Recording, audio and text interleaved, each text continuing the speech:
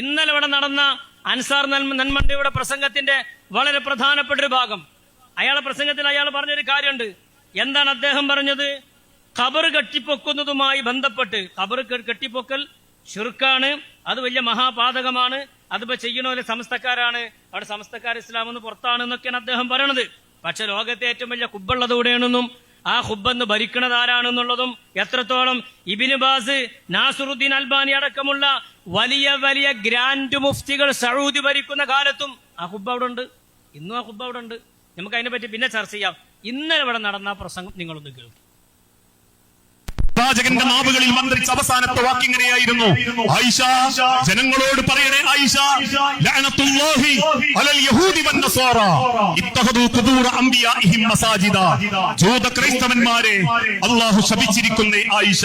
ആയിഷ ബീവിയോട് അവസാന നബി തങ്ങൾ പറഞ്ഞ വാക്ക് ലഅനത്തുല്ലാഹി അലൽ യഹൂദി വന്നസ്വാറ, യഹൂദി നസ്വാറാക്കൾ അല്ലാഹു ശപിച്ചിരിക്കുന്നു.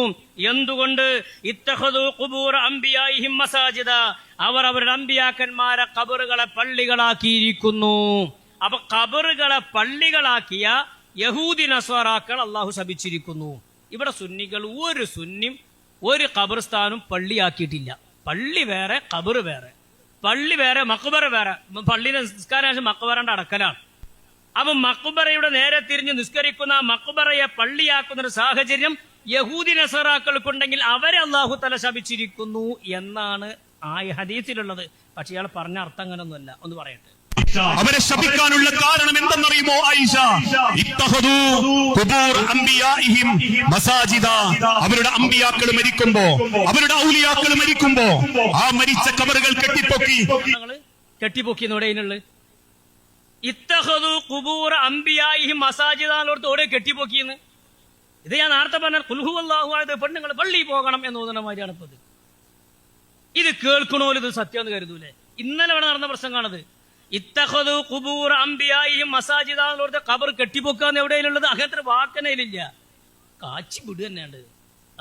ഖബറിന്റെ അടുത്ത് പ്രാർത്ഥിക്കാനും സുജൂദ് ചെയ്യാനും ചെന്നിരുന്ന ജൂത ക്രൈസ്തവന്മാരെ അല്ലാഹു ശപിച്ചിരിക്കുന്നേ. അങ്ങനെ ഖബറിന്റെ അടുത്ത് ആരെ സുജൂദ് ചെയ്യുന്നുണ്ടെങ്കിൽ അവരെ ശപിച്ചിട്ടുണ്ട്. അത് നമ്മളും അംഗീകരിക്കുന്നു. അപ്പൊ ജൂത നസ്വാറാക്കൾ ഖബറിന്റെ അടുത്ത് പോയി സുജൂദ് ചെയ്ത് ആ ഖബറുകൾ ആരാധിച്ച് അത് ആരാധനാ സ്ഥലമാക്കിയിട്ടുണ്ട്. അതുകൊണ്ട് അവരെ ശപിച്ചിട്ടുണ്ട്. ആയിക്കോട്ടെ, ഇനി നമുക്കും തർക്കമില്ല. പക്ഷെ കെട്ടിപ്പൊക്കാന്ന് ഇതിന് ഹദീസിന് അർത്ഥം വെക്കട്ടെ. അങ്ങനെ അർത്ഥം ഇതിനില്ല. അത് പച്ചക്കളവാണ്. ബാക്കി ആ പറഞ്ഞു തീരുന്നതിന്റെ അവസാനം വീണ്ടും ആയിഷ ബീവിയോട് കണ്ണു നിറഞ്ഞു റസൂലുള്ള പറഞ്ഞൊരു വാക്കിങ്ങനെയായിരുന്നു, ആയിഷ ജനങ്ങളോട് പറയണം, ആയിഷ ലാ തജ്അൽ ഖബരി വസനൻ യുഅബദ്, ലാ തജ്അൽ ഖബരി വസനൻ യുഅബദ്. മരിച്ചത് മുഹമ്മദ് ആണെങ്കിൽ പോലും, ലോകത്തെ ഏറ്റവും നല്ല പ്രവാചകന്മാരുടെ നേതൃസ്ഥാനത്തുള്ള മുഹമ്മദ് മുസ്തഫ എന്ന മുഹമ്മദ് നബിയാണ് മരിച്ചതെങ്കിൽ പോലും ആയിഷ അവരോട് പറയണം, ലാ തജ്അൽ ഖബരി വസനൻ യുഅബദ്, എന്റെ ഖബർ പോലും കെട്ടിപ്പൊക്കരുത് എന്ന് പറയണം. നിങ്ങൾക്ക് സാധാരണ ഉംറക്ക് പോയവർക്ക് അറബി മനസ്സിലാവില്ലേ? ലാ തജ്അൽ ഖബരി വസനൻ യുഅബദ്, ലാ തജ്അൽ ഖബരി, എന്റെ ഖബറിനാക്കരുത്, വസനൻ യുഅബദ്, ആ ആരാധിക്കപ്പെടുന്ന വിഗ്രഹമാക്കരുത് എന്നതിന്റെ അർത്ഥം. അതിന് മുമ്പ് വെച്ചെന്ത്? കെട്ടിപ്പൊക്കരുത് എന്നാക്കി. പെണ്ണുങ്ങൾക്ക് ഇത് വല്ലതും തിരിയോ? ഇത് പെരുന്ന പെണ്ണുങ്ങൾക്ക് തിരിയില്ല, ശാസ്ത്രീയ ഇരിക്കുന്നവർക്കും തിരിയില്ല. അപ്പൊ ഇത് ഖബർ കെട്ടിപ്പൊക്കണെ പറ്റിയാലേ മൂപ്പരി ഓതിയ ഹദീസ് മുഴുവനും എന്ന് മനസ്സിലാക്കുള്ളൂ. ലാ തജ്അൽ ഖബരി വസനൻ യുഅബദ്, എന്റെ ഖബർ, എന്റെ കാലശേഷം എന്റെ ഖബർ ആരാധിക്കപ്പെടുന്ന ബിംബമാക്കരുത്. സത്യം തന്നെയല്ലേ? അത് സത്യം തന്നെയല്ലേ? എന്നിട്ട് അത് പറയാ, എന്നിട്ട് ഖബർ കെട്ടിപ്പൊക്കരുത് എന്ന് പറയാം. എന്തിനാണ് ഈ ദുർവ്യാഖ്യാനം? നല്ല വയല് പറഞ്ഞാണ്ട് അവസാനം അതിന്റെ കൊളാക്കേണ്ട ആവശ്യമുണ്ടോ? ഉള്ളത് പറഞ്ഞൂടെ? ഇപ്പൊ ഇങ്ങനെ തന്നെ പറഞ്ഞാൽ ലാ തജ്അൽ ഖബരി വസനൻ യുഅബദ് എന്നുള്ളതിന്റെ ശരിക്കും അർത്ഥം തന്നെ പറഞ്ഞാൽ എന്ത് കുഴപ്പമുള്ളത്? പക്ഷെ എന്ത് എങ്ങനെങ്കിലും കോട്ടി മാറ്റി ചക്കക്കൂട്ടാൻ വെച്ചിട്ട് സുന്നാള് മുശ്രിക്കാന്ന് വരുത്തി തീർക്കണം. അതിനുള്ള പണിയാണ് എടുത്തുകൊണ്ടിരിക്കുന്നത്. അതുകൊണ്ടാണ് നമ്മൾ പറയണത് ഉള്ളത് പോലെ മാത്രം പറയും. എന്തിനും നമ്മൾ കളവ് പറയണം? രണ്ട് മലക്കുകൾ നമ്മുടെ ശരീരത്തിലില്ലേ? ആ മലക്കുകൾ മാ യൽഫിദു മിൻ ഖൗലിൻ ഇല്ലാ ലദൈഹി റഖീബുൻ അതീദ്, പറയുന്നതൊക്കെ മലക്കൾ രേഖപ്പെടുത്തുന്നില്ലേ? നല്ല വേദ പറഞ്ഞോളി നിങ്ങൾ, അതിന് നിങ്ങളെ പറ്റൂ. ഇങ്ങനെ ആയത്തും ഹദീസും നിർവ്യാഖ്യാനം ചെയ്യരുത്. തീർന്നിട്ടില്ല. ഞാൻ അടുത്ത് എന്റെ ഖബറിന്റെ അടുത്ത് ആരാധിക്കാൻ വരരുതെന്ന് പറയണം, എന്നോട് പ്രാർത്ഥിക്കരുത് എന്ന് പറയണം. ആരാണ് റസൂലുള്ളാഹിന്റെ ഖബറിൽ ആരാധിക്കാൻ പോണത്? ആരാണ് റസൂലുള്ളാഹിന്റെ ഖബറത്ത് ആരാധിക്കാൻ പോകുന്നത്? ഇതാണ് ഞാൻ പറഞ്ഞത്. സുന്നികളെ സംബന്ധിച്ച് നിങ്ങളുടെ ദുരാരോപണം അതാണ്, ഖബർ ആരാധന. ആരാധന അല്ല സുഹൃത്തെ, ആദരവ് വേറെ, ആരാധന വേറെ. ഏത് മഖാമിൽ ഒരാൾ ചെന്നാലും അവിടെ ആരാധനയില്ല. എന്നിട്ട് എന്ത് ചെയ്യാ? ഏതെങ്കിലും വിവരമില്ലാത്ത ഏതെങ്കിലും സംസ്ഥാനങ്ങളിൽ എവിടെയെങ്കിലും മക്ബറകളിൽ ആരെങ്കിലും എന്തേ ചെയ്യണത് കണ്ടാൽ അത് വീഡിയോ എടുത്തിട്ട് അത് CM മഖാമിലേക്ക് വരവെക്കുക. അതിന്റെ ഒന്നും ആവശ്യമില്ല. ഒരു മക്ബറകളിലും ഒരാളും ആരാധന നിർവഹിക്കുന്നില്ല. ആരാധന അള്ളാഹുവിനോട് മാത്രം. അള്ളാഹു മാത്രമാണ് ആരാധനക്കർഹൻ. പിന്നെ അവിടെ നടക്കുന്നത് സിയാറത്താണ്, ആരാധന നടക്കുന്നില്ല. അപ്പൊ ആരാധന വേറെ, സിയാറത്ത് വേറെ. അത് രണ്ടും തിരിച്ചറിയാൻ കഴിയാത്തത് വലിയ വലിയ പ്രത്യാഘാതങ്ങൾ ഉണ്ടാക്കി തീർക്കുന്നു. മുന്നിൽ വന്നുകൊണ്ട് നിൽക്കുന്ന ആളുകളുടെ മുമ്പിൽ വന്നു നിന്നുകൊണ്ട് പച്ചയായി ഈ രൂപത്തിൽ ഖബറാരാധന നടത്തുന്നു എന്ന് നിങ്ങൾ പറയരുത്. എന്നാൽ സത്യത്തിൽ മോനെ 14 വരട്ടെ, ഹുസൈൻ സലഫി അയാള് നല്ല ബോധമുള്ള കാലത്ത് ഖബർ സിയാറത്തിനെ പറ്റിയൊരു പ്രസംഗം നടത്തിയിട്ടുണ്ട്. നമ്മൾ അതിനൊക്കെ സപ്പോർട്ട് ചെയ്യാൻ, കാരണം അദ്ദേഹം പറഞ്ഞതാണ് സത്യം. അദ്ദേഹം ഒന്ന് പറയട്ടെ. സിയാറത്ത് എന്ന് പറഞ്ഞാൽ അതേ സന്ദർശനം എന്നല്ലേ അതിന്റെ അർത്ഥം? അത്ര തന്നെ ഉള്ളു. അവിടെ നിൽക്കുക. സിയാറത്ത് എന്ന് പറഞ്ഞാൽ സന്ദർശനം. അവിടെ നിൽക്കുക, ഉള്ളത് പറയാലോ. ഖബർ ആരാധന, നിങ്ങൾ ആരെങ്കിലും സിയാറത്തിനോട് ആരാധിക്കാനാ പോകുന്നത്? അപ്പൊ ഖബർ സിയാറത്ത് എന്ന് പറഞ്ഞാൽ സന്ദർശനം. ഓക്കെ, ബാക്കി നമ്മുടെ കുടുംബത്തിൽ എന്തോ അല്ലാത്തവരായിട്ടോ ധാരാളം ആളുകൾ മരണപ്പെട്ട് കിടക്കുന്നില്ലേ, മക്ബറകളിൽ കിടക്കുന്നില്ലേ? ഇടക്കിടക്ക് ആ ഖബറുകളൊന്ന് പോയി കണ്ടുകൂടെ? ഇപ്പൊ പിരാന്തി അമ്മക്കായി. നമ്മളോട് ഇങ്ങോട്ട് ചോദിക്കാം, ഖബറുകളൊക്കെ അടക്കൊന്ന് പോയി കണ്ടുകൂടേന്ന്. എന്നാ കാണാൻ പോയാലോ നിങ്ങൾ ഖബർ ആരാധന എന്ന് പറഞ്ഞ പഞ്ചറായ സൈക്കിൾ എടുത്ത് ബാക്കിൽ കൂടും ചെയ്യാം. അപ്പൊ ഖബറിന്റെ അരികിൽ പോയി സിയാറത്ത് ചെയ്യുന്നു. അത് സ്വന്തക്കാരായാലും മഹാരഥന്മാരായാലും അവിടെ പോയിട്ട് സിയാറത്ത് ചെയ്യുന്നു. അവിടെ നിന്നാ മതി.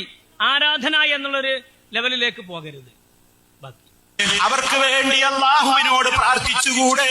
അങ്ങനെ തന്നെയാണ് പ്രാർത്ഥിക്കല്. ഞങ്ങൾ എന്താ പ്രാർത്ഥിക്കലെന്ന് എപ്പോഴെങ്കിലും ഒന്ന് വന്നു നോക്കിക്കൂടെ എന്താണ് ചെയ്യണമെന്നുള്ളത്? അതല്ലേ നബിതങ്ങൾ പഠിപ്പിച്ചു തന്ന സിയാറത്ത്. നബിനെ പ്രശ്നമില്ല. നബിതങ്ങൾ അങ്ങനെ സിയാറത്ത് പഠിപ്പിച്ചെന്നുകണെങ്കിൽ അത് സിയാറത്തായിട്ട് കണക്കൂട്ടുക. അതിന്റെ അപ്പുറത്ത് ആരാധന എന്നൊരു പ്രയോഗം പ്രയോഗിക്കരുത്. അതുകൊണ്ട് നമുക്ക് 2 നേട്ടമില്ലേ പ്രിയമുള്ളവരെ? ഖബർ സിയാറത്ത് ചെയ്താൽ 2 നേട്ടമുണ്ട് നാം മൂപ്പര് പറയണത്. ഏതാ 2 നേട്ടം പറയട്ടെ. ഒന്ന്, നമ്മുടെ പ്രാർത്ഥന അല്ലാഹ് സ്വീകരിച്ചുവെങ്കിൽ അല്ലാ എന്റെ ഉമ്മാക്ക് പുറത്തു കൊടുക്കണേ, എന്റെ ഉപ്പാക്ക് പുറത്തു കൊടുക്കണേ, എന്റെ ഉപ്പാപ്പാക്ക് പുറത്തു കൊടുക്കണേ, എന്റെ പെങ്ങൾക്ക് പുറത്തു കൊടുക്കണേ, ഈ ഖബറിലുള്ള മുസ്ലിമിന് പുറത്തു കൊടുക്കണേ അല്ലാ എന്ന പ്രാർത്ഥന അല്ലാഹ് സ്വീകരിച്ചെങ്കിൽ ദുആ ചെയ്തതിന്റെ കൂലിയും നമുക്ക് കിട്ടി. ആ പ്രാർത്ഥന കബൂലായിട്ടുണ്ടെങ്കിൽ അതാ ആ ഖബറിൽ കിടക്കുന്ന വ്യക്തിക്ക് അല്ലാഹ് ശാന്തി നൽകില്ലേ? അപ്പൊ എന്തേ പറഞ്ഞേ? സിയാറത്ത് ചെയ്യാൻ പോയാ സിയാറത്ത് ചെയ്താക്കും അതിന്റെ കൂലി കിട്ടും, ഖബറുള്ളാക്കും അതിന്റെ കൂലി കിട്ടും. അതന്നെയാണ് നടക്കുന്നത്. അതിന് എന്തെങ്കിലും എപ്പോഴെങ്കിലും ഞാളില്ലാത്ത നേരത്തെ വന്നോലും മതി. എന്നാലും കുറച്ചാണെങ്കിലും എന്താ ചെയ്യണം നിങ്ങൾക്ക് അറിയാൻ കഴിയുമല്ലോ. നിങ്ങൾ പ്രച്ഛന്നവേശമായിട്ട് വന്നോളി. എന്നാൽ എന്താണ് അവിടെ നടക്കണമെന്ന് നിങ്ങൾക്കൊന്ന് മനസ്സിലായാൽ ഇത്തരത്തിലുള്ള ദുരാരോപണങ്ങൾ നിങ്ങൾ നടത്തൂല. അപ്പൊ ഖബറുകൾ നടക്കുന്നത് സിയാറത്താണ്, ഖബർ ആരാധനല്ല. എന്നിട്ട് ബാക്കി അതും മാത്രമല്ല പിന്നെയോ നമുക്ക് മരണചിന്തയുണ്ടാകില്ലേ? ഉണ്ടാകും. അതിനെന്നെയാണ് ചേർത്ത് ചെയ്യണത്. മരണചിന്ത ഉണ്ടാകാൻ തന്നെ ചേർത്ത് ചെയ്യണത്. അപ്പൊ നിങ്ങൾ പറയും ആരാധനയാണ് പറയും. ഖബർ കാണുമ്പോ ഞെട്ടാത്തവരായിട്ട് ആരാ ഉള്ളത്? നിങ്ങൾ മാത്രമാണ്, മുജാഹിദ് മാത്രമാണ് ഞെട്ടാത്ത. ബാക്കിയുള്ളവരൊക്കെ ഖബർ കാണുമ്പോ ഞെട്ടും. അതാണ് ഇപ്പൊ നടന്നുകൊണ്ടിരിക്കുന്നത്. ഖബറെന്നു കേട്ടാൽ തൽക്ഷണം ഞെട്ടേണ്ടതാ, കണ്ടാലുടൻ വാവിട്ടു നീ കരയേണ്ടതാ. ബാബു സാറാണെങ്കിൽ തടവന്റെ വഴി തന്നെ ചെല്ലണം, അത് വേറെ കാര്യം. അപ്പൊ ഏതായാലും സിയാറത്ത് എന്ന് പറഞ്ഞാൽ ഇത്ര ആണോ അതിന്റെ സംഗതി ഉള്ളൂ. സിയാറത്ത് ദ്വാരക്കണവർക്ക് അതിന്റെ കൂലി, ഖബറുള്ളവർക്ക് അതിന്റെ കൂലി. അവിടെ സിയാറത്ത് നടക്കുന്നു. അത് നബി തങ്ങളെ പ്രോത്സാഹിപ്പിച്ചതാണ്. എന്നിട്ട് നേരെ തിരിച്ച് ഖബറാരാധന എന്ന് വരുത്തി തീർക്കാൻ വസനൻ യുഅ്ബദ് എന്നതിന്റെ ദുർവ്യാഖ്യാനം എന്തിനു നമ്മൾ ചെയ്യണം?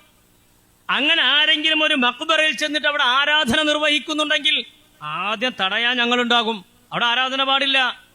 ആരാധന അല്ലാഹുവിന് മാത്രമേ പാടുള്ളൂ. അതുകൊണ്ട് ദുർവ്യാഖ്യാനങ്ങൾ പാടില്ല.